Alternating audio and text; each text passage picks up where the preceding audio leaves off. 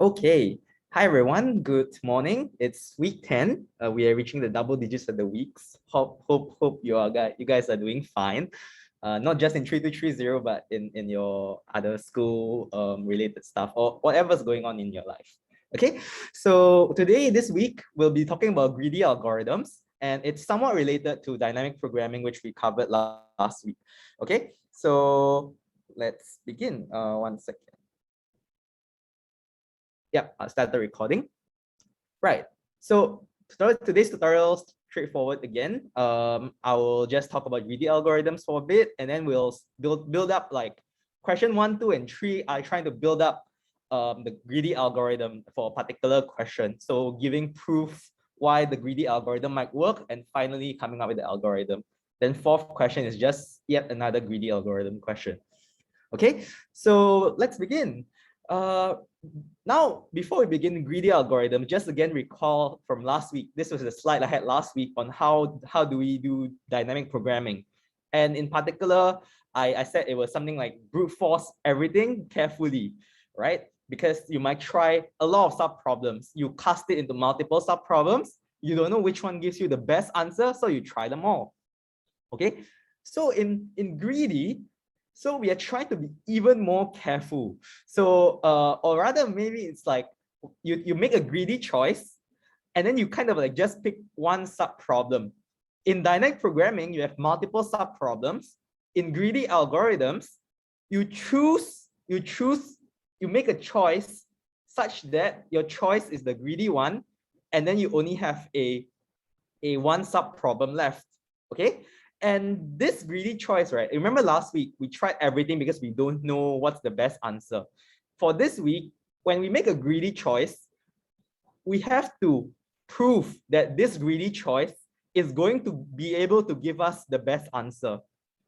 One thing I want to point out here is that the best answer can come, it's possible that the best answer doesn't need the greedy choice, but we have to show anyway that it is possible that the optimal solution, the best answer, can have the greedy choice. We'll see that in a bit. Okay, so both dynamic programming and greedy both must exhibit optimal substructure, meaning that for you to construct a solution, an optimal answer to the current sub problem, you have to ensure that it can be solved using like smaller versions of the problem. Okay, solve optimally using the smaller sub problems. All right, so optimal substructure. And all right, this is something I mentioned earlier. So in greedy, you try one sub problem which you will choose greedily. Okay, most of the time it's more like something that gives you the min and max. Okay, so usually from all the examples I've seen so far, it involves taking values that are minimum, the current minimum or the current maximum or something like that. Okay, so after that, you have to prove that this greedy choice you make will still give you the best optimal solution. It doesn't hurt the answer by this cut and paste argument, which we'll see a lot today, right? And the idea is that you kind of like try to cut out the current solution and paste a solution that is not using the greedy choice. Okay, paste a solution that's not using the greedy choice, then show that either the solution stays as good if you are not using the greedy choice, or it becomes worse because it's not as good, All right, so let's begin with the first question: optimal substructure of pairing files. Here's the context if you haven't read already. So there's this guy called Bob. He has music files that he wants to burn into CDs. Okay, so this is random, but I'm scared that eventually SOC students don't even know what a CD is. I don't think like you guys are much younger than me, or some of you might be even older than me. So I'm sure you guys still know what a CD is, but I don't know if eventually SOC people do not know what a CD is. So anyway, a CD storage capacity is 100 megabytes, at least in this question. So the criteria is that you store music files, but there can be at most 2 music files per CD. All right, and you cannot split the music file. So now, given a set of file sizes, set A of file sizes, everything, we are guaranteed that every single one of them is 100 megabytes. We let this notation min CD denote the minimum number of CDs required to fit the files described in A. Okay, so we are going to have some statement describing, and we want you to choose which one describes the optimal substructure, assuming that at least one pair of files fit. So this is a question in the first place. Like minimum CD is a question in the first place, because if you just want to fit everything, then let every file just go into one CD. So the interesting way is like, how do we pair things together such that we achieve the minimum number of CDs? Okay, so this problem will exhibit optimal substructure. And which one of these statements will kind of like explain the optimal substructure? So recall, optimal substructure means that you can solve using the bigger problem, using the smaller problem, sub-problem, you're able to solve optimally for the bigger version of it. Okay, this notation here, A/F1 F2, just means that set A without F1 and F2. So take some time to fill it up in Archipelago. And there's just subtle differences between these three options. So the first one claims for any pair of files. Okay, right. So second question says that any pair of files, but those files must belong in a single CD and optimal solution.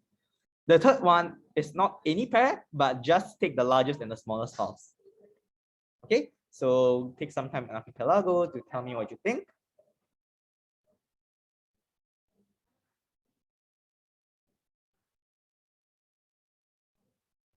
Let's resume at say 9:12.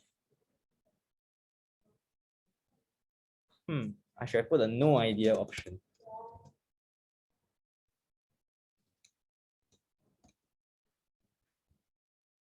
Something random that's been happening in the 4 p.m. class on Fridays that I keep putting 9 a.m.s. Like when it was like 4 something, I told them, oh, resume at 9:12. I keep thinking of this class timing.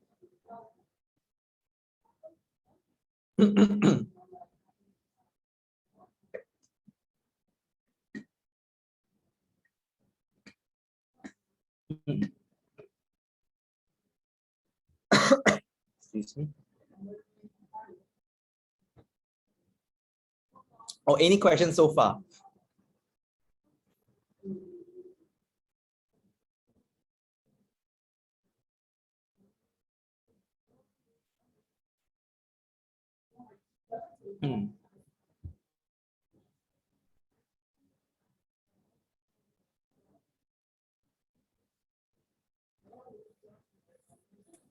Just a random question, like how common are greedy algorithms, like problems that can be solved by a greedy algorithm? Yeah, so to my experience, not as much. Like it's very specialized. It's not as much as dynamic programming, to my experience. So there are several questions can be solved greedily, but definitely not as much as dynamic programming. I see. Okay, thank you. No problem.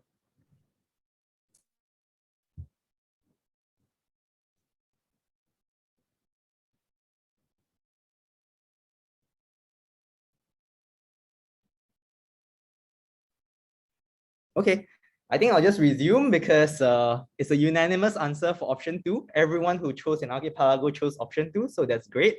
All right, so let's just go through why or why not. Okay, so option 1 does not work because we simply cannot pair any two files and still be optimal. The key argument here, like why it's not possible, is that we are trying to pair any two files. Okay, that's not okay because, for example, right, I have this 10, 20, 80, 90 files. Okay, the optimal solution is for you to pair it in this manner. You pair the 10 and 90, and you pair the 20 and 80. Put them in the same CD, and that's the optimal answer. Yeah, I think that's pretty obvious why. But if you choose any pair, you could have chosen 10 and 20. Could chosen 10 and 20, and taking away 10 and 20 into like the minimum CD of 80 and 90, right?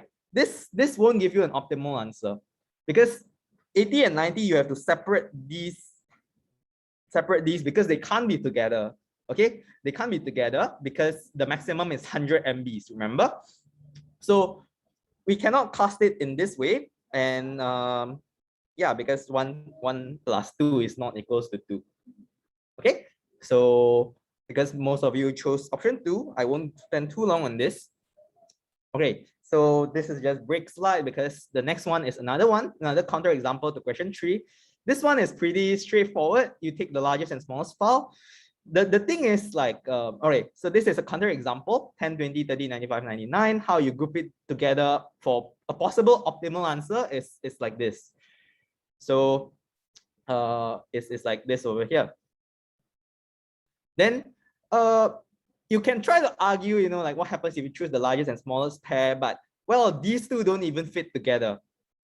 So it doesn't really exactly make sense that you always choose the largest and smallest in A. So I won't go through this, but this is the argument that was given in the tutorial slides. But easy way is that it doesn't even fit, right? So, okay, so today, this is the crux of today's solution, proving optimality, optimal substructure using cut and paste. Okay, so the option 2 is okay, because if you consider, the first step is you try to consider an optimal solution. What happens if you kind of like remove a pair that is in the same CD in the optimal solutions? What happens if you just take away like one thing so that you get a smaller sub problem? Okay, consider the optimal solution first, such that you get a smaller sub problem. Then you argue that the rest, which is the sub problem, basically the smaller sub problem, must be stored optimally. Okay, because if it's not stored optimally, we can always reduce the total number of CDs by using the optimal solution. So I'll get to an animation in a bit. So I think, oh, it's right, imagine. Okay, so imagine now we have rectangular CDs. Okay, I know CDs are circular in nature, but this is what's given in the tutorial slide. I didn't have time to modify the shapes, but imagine you have rectangular CDs, okay? And they got things flip around, and the files are circles. So I think it should be the other way around, but never mind. So just take note, in case you're confused by the diagram, the rectangles are the CDs, or these buckets, these jars, however you might think it. These are the CDs, the files are the circles. Okay, so assume, right, for now, you can kind of like magically choose a pair of files in the optimal solution. So you kind of like know how the pairing is like in an optimal solution. Like these two are paired together, optimal solution. For now, just assume we know how. Later, we'll be able to come up with this by ourselves. Okay, so assume we know how to do this. Then what happens if you choose that pair? You kind of like remove it from consideration, and this is our remaining sub problem. Okay, this is our remaining sub problem. So assume you have an optimal solution like this, right? Take it away, just close it away, focus on the remaining sub problem. Okay, currently we have 1 plus something. We want to count the minimum CDs. Currently we have 1, which is the thing that we block, plus something else. And we claim that this has to be solved optimally as well. Okay, these remaining problems must be solved optimally before we can construct for everything, construct for the bigger problem. Okay, and why? So the classic proof is you use contradiction. So if you try proving optimal substructure, just suppose not, you know, prove by contradiction.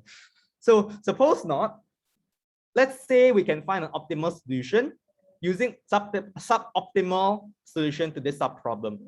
What I mean is that if the remaining thing is solved suboptimally, you don't use your best answer. If you claim that this remaining thing, if not solved suboptimally, it can still give a good optimal answer for the whole problem, then we can derive a contradiction, which we'll see in a bit. So, right, so this is what I see. The claim to the solution to the whole problem is 1 plus 3 equals 4, because the suboptimal is 3. We claim that this 4 is the optimal solution. We will later show a contradiction. Okay, so say 4 is the optimal solution using the suboptimal solution. Now, what if you consider the optimal solution of this sub-problem instead? Just now, we considered a suboptimal version, a not so good version. Okay, now we consider the optimal version of it, right? So you can see that the numbers add up to 100, like less than 100. So optimal solution to this sub-problem, we get 2 instead. Using this optimal version of the sub-problem, now we have obtained an even better answer.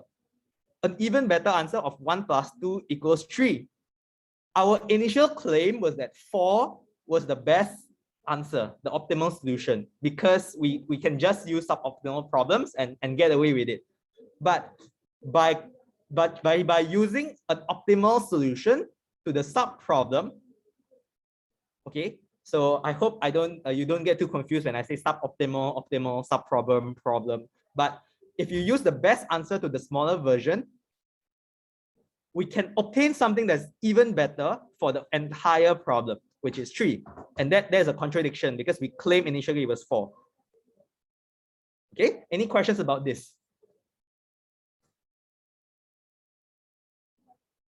Can I get maybe like thumbs ups if things are okay? Just want to ensure that you guys are following, because this is something that you keep seeing today.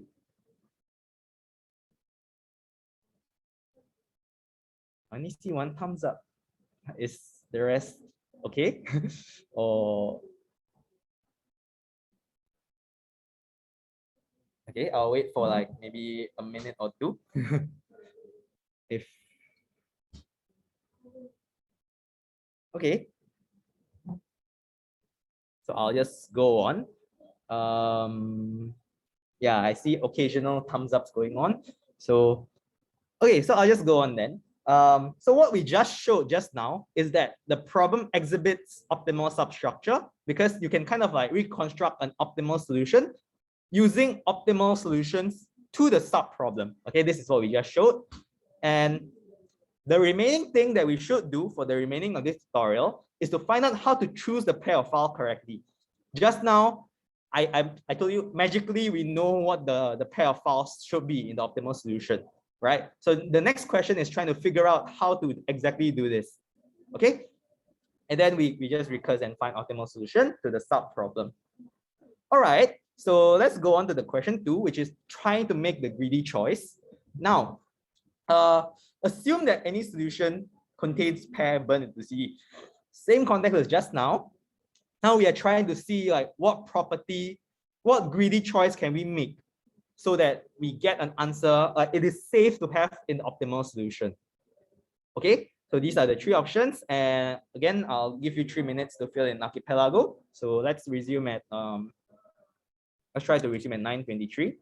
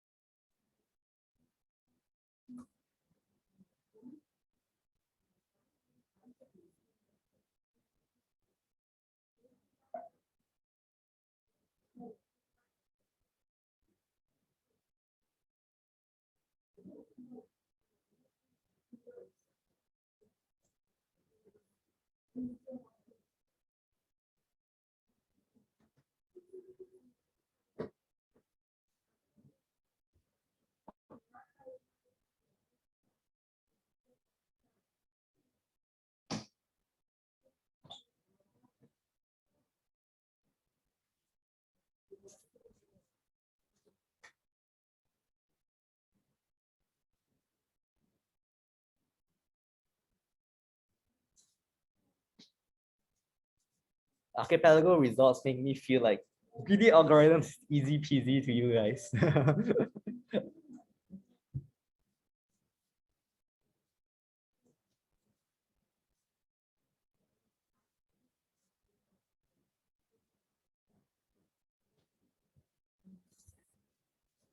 Okay, I think I'll resume.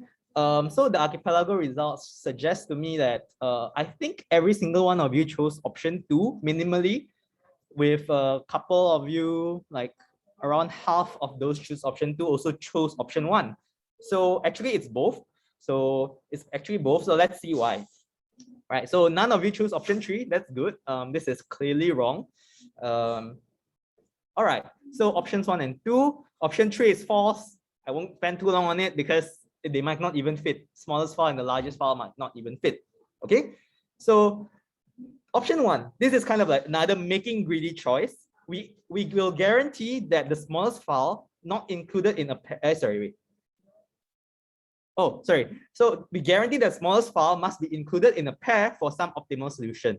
And the idea, the proof argument later on is that if it's not included in a pair, suppose it's not included in a pair, then if we swap it with any file that is already in a pair in an optimal solution, the result won't change. Our answer won't change. Okay, hence there exists an optimal solution that contains smallest file in a pair if an optimal solution with a pair exists. We'll see this in a bit by diagrams. All right, so same as just now, imagine rectangular CDs and circular files. Okay, now again, assume this is optimal, right? Assume this arrangement is already optimal. So if this is optimal, there can be two possibilities, right? Either the smallest file is in a pair, or it's not in a pair, right? Remember, we are claiming that the smallest file must be included in a pair in some optimal solution. For some answer, there must be like an answer where the smallest file is in a pair. So if it's already in a pair, right, let's just call it a day, like we are done. This is what we are proving, right? Some optimal solution must contain it. Then, okay, now this is like resetting. Now this is a slightly separate context. Again, assume I have a optimal solution, right? This is a different optimal solution. Remember, there are multiple solutions possible that give us the same optimal result. Many possible answers can give us a result of 4 CDs, 4 minimum CDs. Okay, now we show that in this particular arrangement, right, it is still okay to make the smallest one still in a pair. The current one, the smallest file is not in a pair. For this current arrangement, the smallest one is not in a pair. So what we can do is that choose something that is a pair, right? Choose maybe this guy that's in a pair. Then we swap. We just swap. And this is fine, right? This is fine because the smallest guy is, well, the smallest. So it can definitely fit in. And this other guy can still fit also because this is going to be like alone, right? Alone in the CD. So it's fine. We're doing this swap is fine. Okay. So any questions about this? So I'll just mention it again. This is less than 100. This is less than 100. Then smallest can go in because it's even smaller than this. Like imagine this 50, then this is 20. It's even smaller. So it's definitely fulfilling the less than 100 criteria. Then 50 can go in here because, well, we guarantee that the files are all less than 100 in size. And if it can already fit in one, then it can already fit alone in another one. Okay, so this is the argument. Any questions, please just let me know. But you'll keep seeing this today, like just swap, and things are fine. Okay, so option 1 says that optimal solution, if optimal solution contains a pair. So the first one guarantees we can just always choose the smallest file and try to pair it together. Okay, this is what option 1 is saying. Option 2 is saying, okay, so now we always know that option 1 is the smallest file. If we have a smallest file, we can always try to pair it together, assuming the answer has an optimal solution that has a pair. Okay, now let's try to pair it together with the largest thing that it can fit with. Okay, so initially, the smallest file is just paired with some random thing. We just pair with the random thing. So we try to swap the current one with the largest thing that fits. And we claim that this will still give us the best best answer. So, okay, let's see. The two cases they consider is that the biggest fit, right? The element that is the largest that can fit together with it is originally not paired, we show that it will still be an optimal solution. If biggest fit paired, then current, wait, what am I saying here? Okay, ignore what I'm trying to say here. Let me try to revise that later, but let's go to the diagrams. So again, rectangular CDs and circular files, we assume that this is optimal, right? And look at the smallest element. This is the smallest element over here. Our claim is that this smallest element can always fit together with the largest element that fits with it. Okay, it's fine to always choose this way. So look at the smallest element, and we look at the biggest element that it can fit with. So among everything here, this green circle is the largest one that can fit with it. Okay, so two possibilities, right? They are already in the pair in the optimal solution, or they are not. Okay, so if they are already a pair, then we are done. Okay, we don't have to argue anything. Otherwise, right? Otherwise, let's say this is another optimal pairing, right? This is another optimal pairing. The smallest element is over here. Smallest element is over here. And the biggest element that can fit with it is over here. So this is another optimal answer, right? We still get 4. So if they are not already a pair, what we can do is that we just swap the current one with the largest one that it can fit. Okay, and maybe to some of you this is obvious, but to convince, like fully convince why this swapping is fine, right? Why it keeps fitting is because, well, by construction, our choice of biggest fit, by definition, it should fit with the smallest element, right? So this element, biggest fit, must be able to go into CDA. It must fit that way, because by definition of the biggest fit. Okay.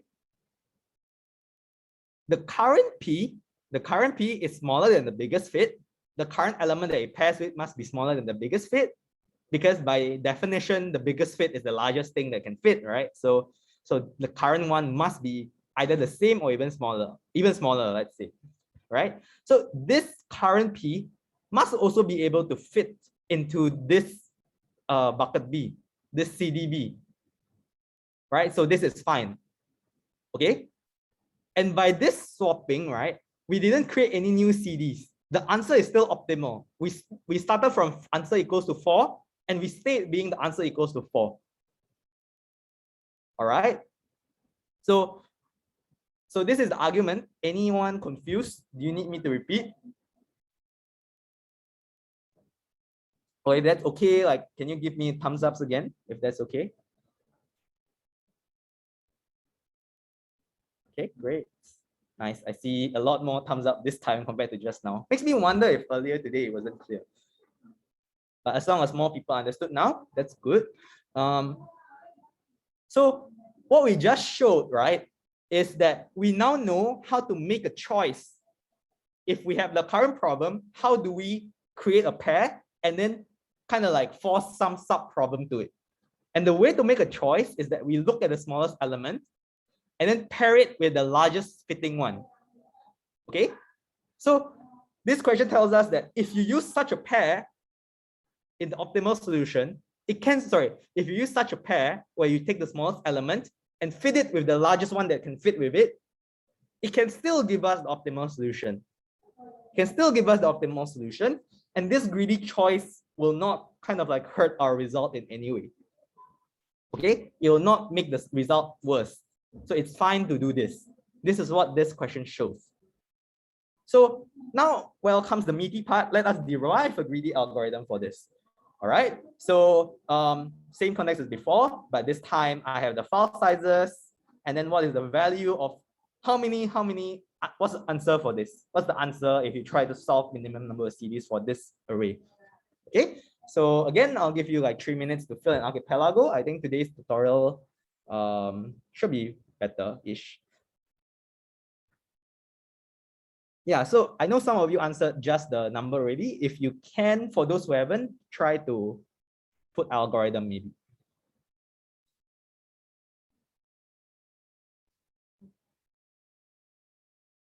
So let's resume at 9:36.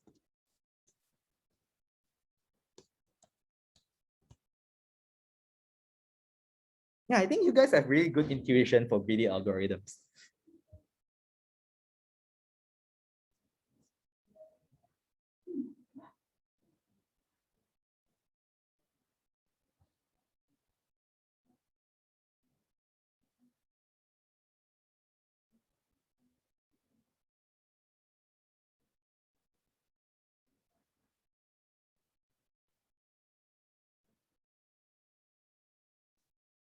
Any questions about this?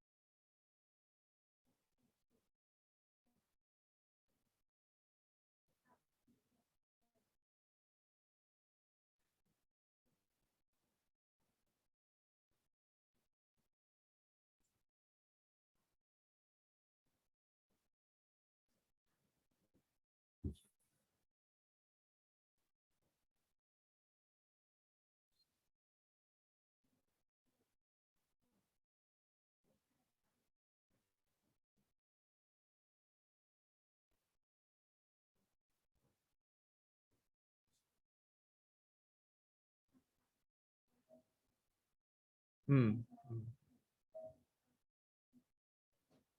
Right.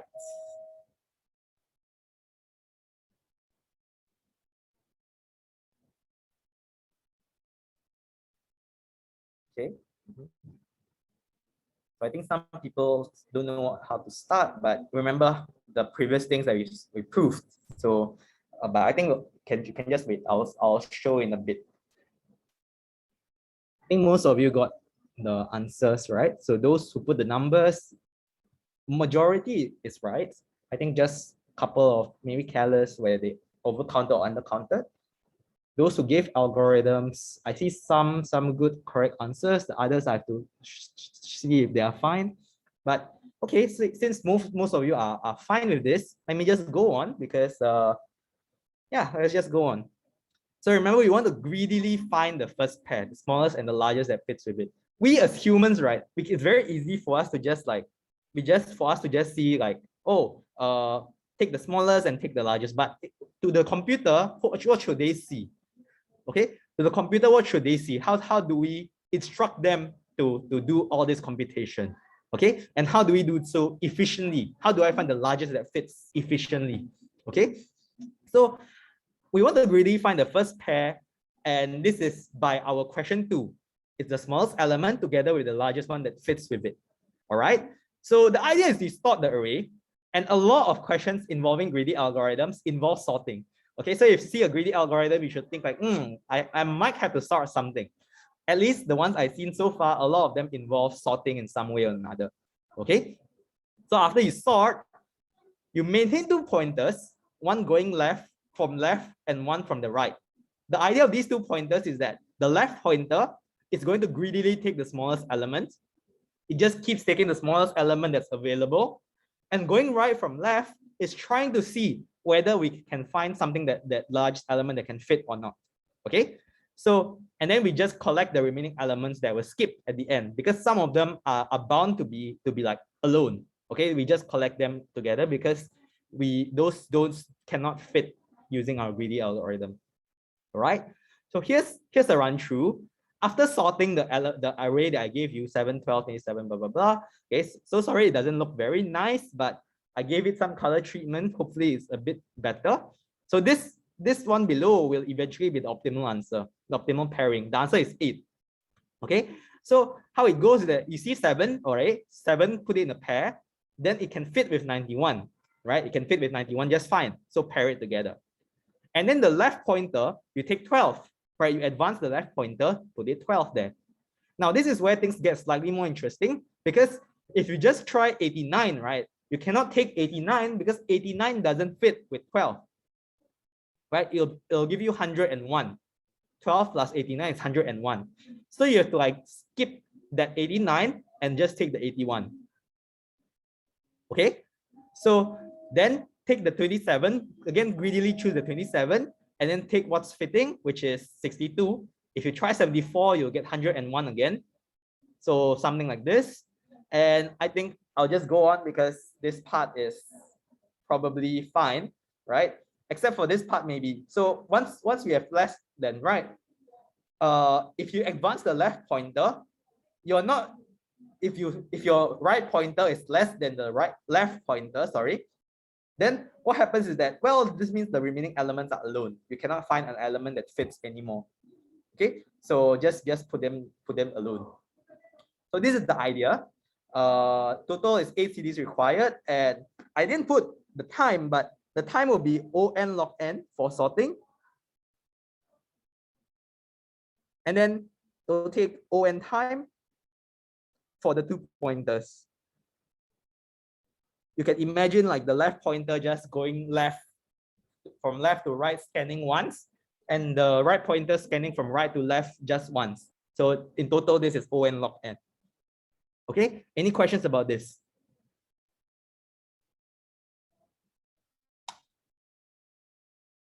Okay, I think we are making good progress in today's class.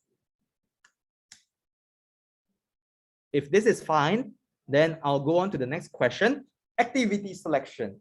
Okay, activity selection is, so this looks like math dump. Okay, but the idea is that you have intervals. You have start intervals and finish intervals, and you want to find a larger subset of mutually compatible, where compatible just means they don't overlap. Okay, this mathematical machinery is just to say something like ensure they don't overlap. So like this example over here, A1 and A2. So these two elements, they are compatible. They don't overlap. Okay, A2 and A3. So this is a bit edge casey. A2 and A3 are fine because for one of them has a closed, I don't know which one, I forgot which one, but one of them like includes, the other doesn't include. Okay, so A2 and A3 are fine. If you just nice overlap like that, that's fine also, right?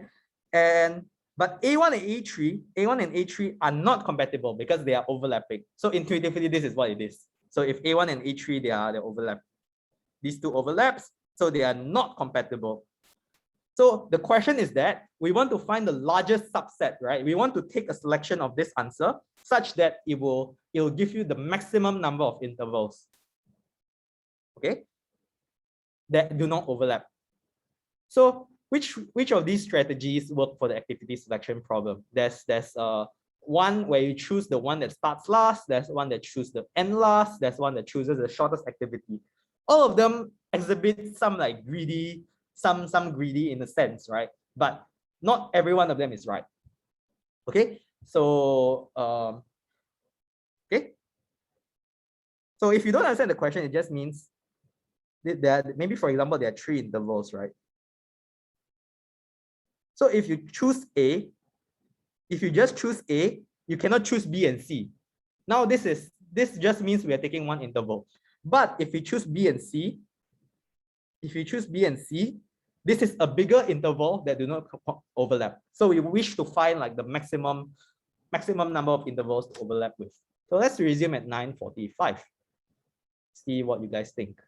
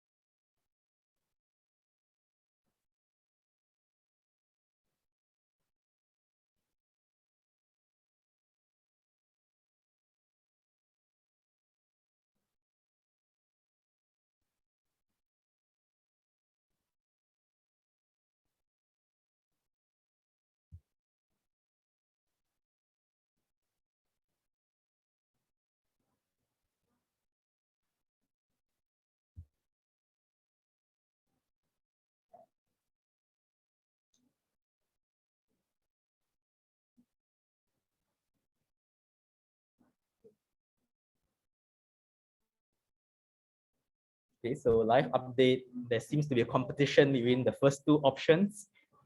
The third option is slightly less, but there are people choosing nevertheless. Okay. Okay, I think there's enough answers. So I think I will just put in, I just go on.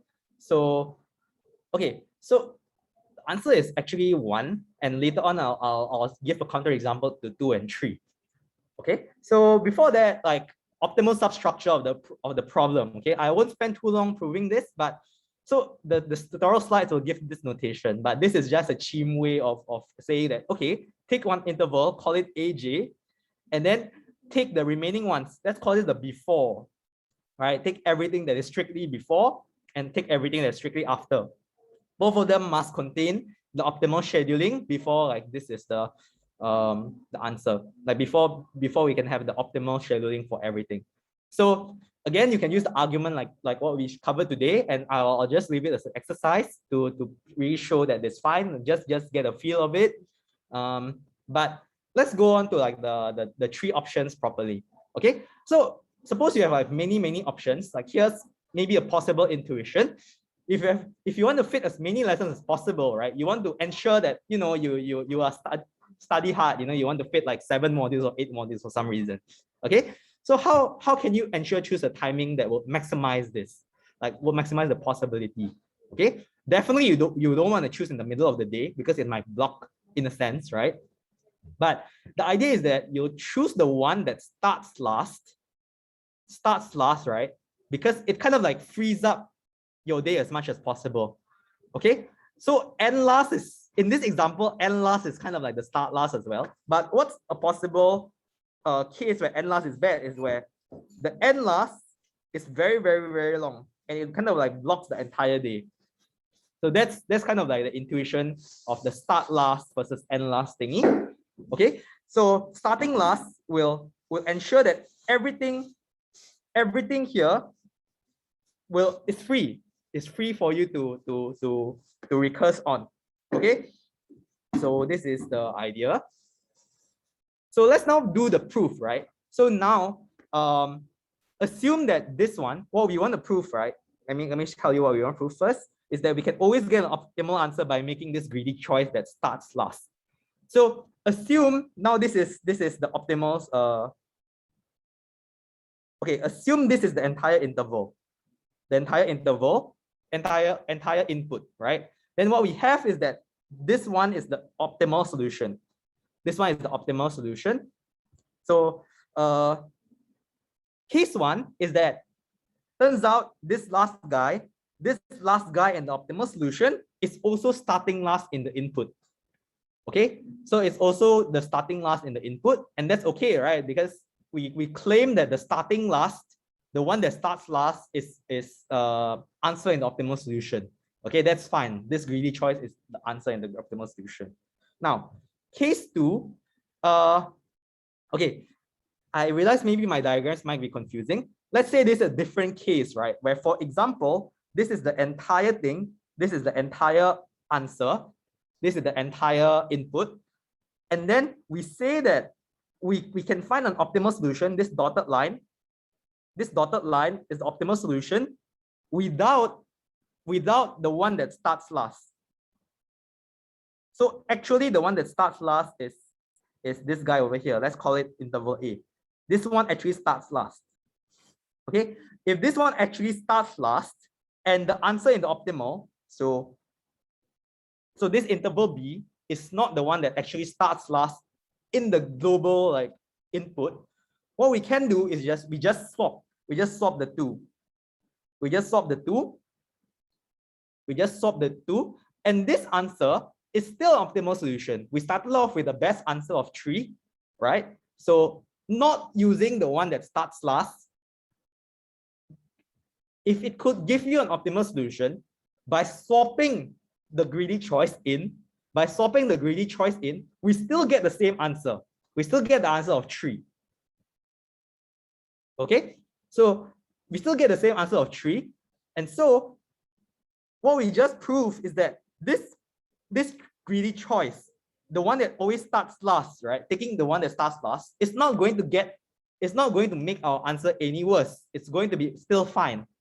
Okay, so this means that there is still an optimal solution that has the one that starts last. Basically, the one that has our greedy choice. Okay, so all right, so option 1 works as we have proven. That's fine. Option 2 does not work because, as I mentioned before, you can have an activity that is very, very long. It spans from the beginning all the way to the end, and then it ends last. Then it kind of like blocks these two activities. The best answer is, of course, choosing these two. Okay, but we cannot choose that too because of this guy over here. If we make our greedy choice that way. Option 3 also does not work because what if like it's in the middle here, in the middle of two intervals that could have matched? Choosing the shortest activity, right? This 3 and 5 is the shortest one, but it could block this other two. It could block picking this other two because this should have been the answer. Okay, so it might be a bit trippy because you have two things to consider, the end point and the start point. So it's a bit trippy, I must admit. So give it some thought if you're still a bit confused, or any questions like do you need me to repeat? We have time, so we are mostly done with the tutorial today. Let me just wrap up later. Any questions? Thumbs ups if you understand. If not, just PM me if you want me to repeat.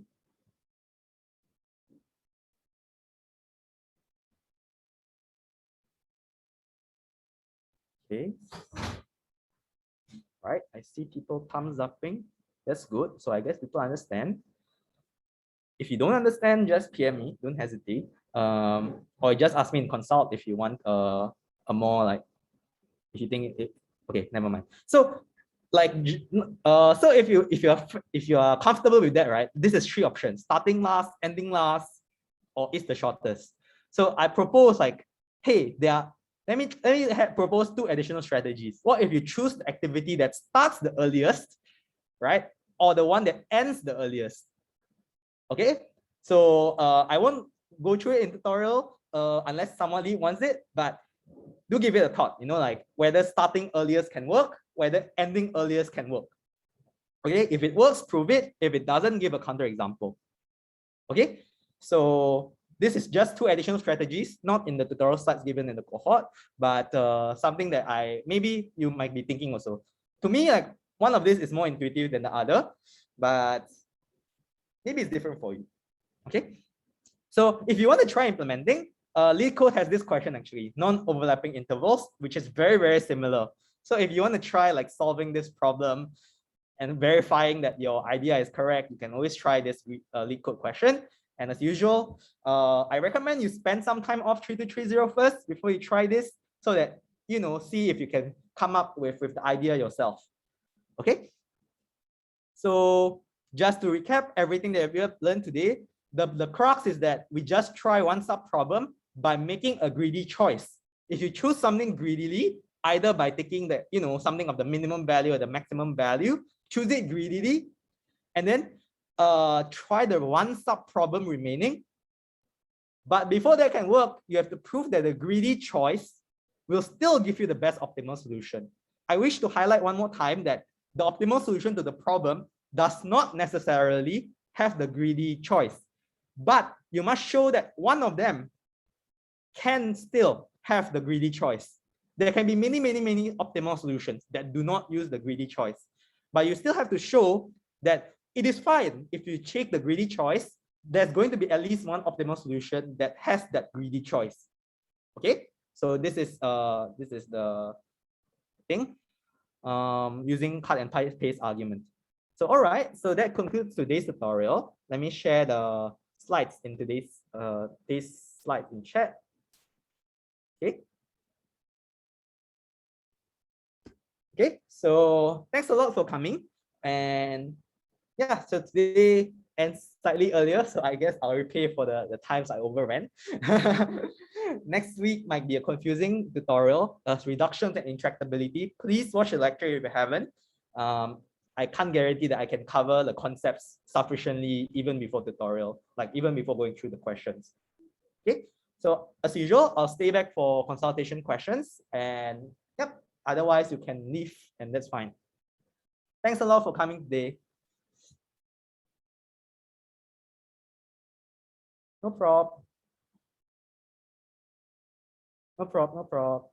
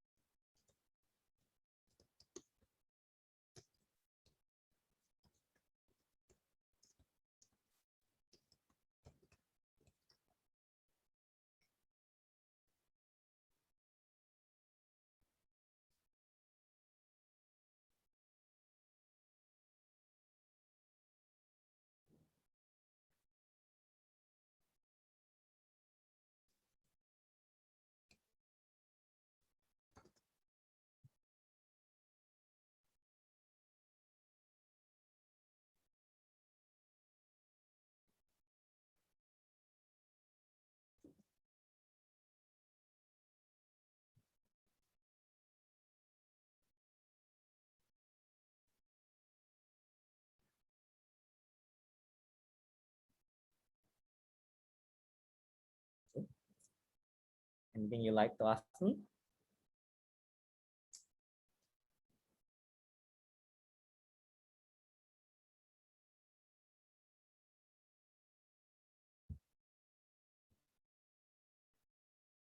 No problem.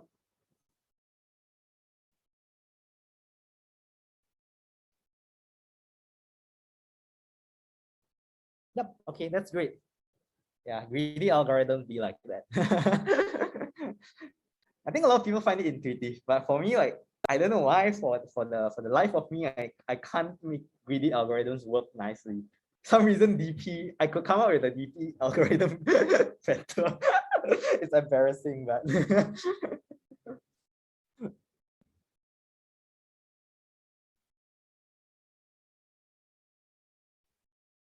okay, I'll just wait until like people have left or stay around if you have questions. Okay, no problem.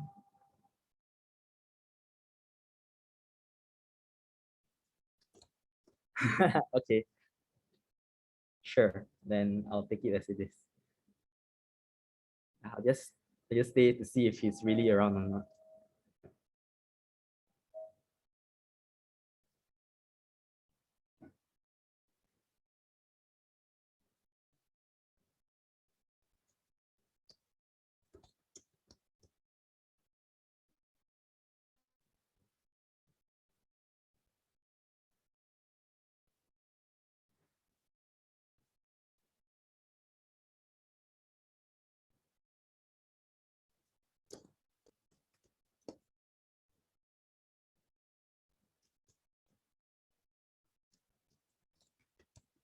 Okay, I guess not. So I'll stop the recording. Oh, you're there. Okay. Anything to ask?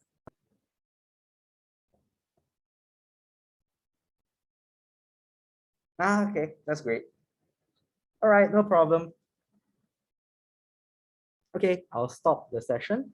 And yeah, thanks for watching if you're watching the video.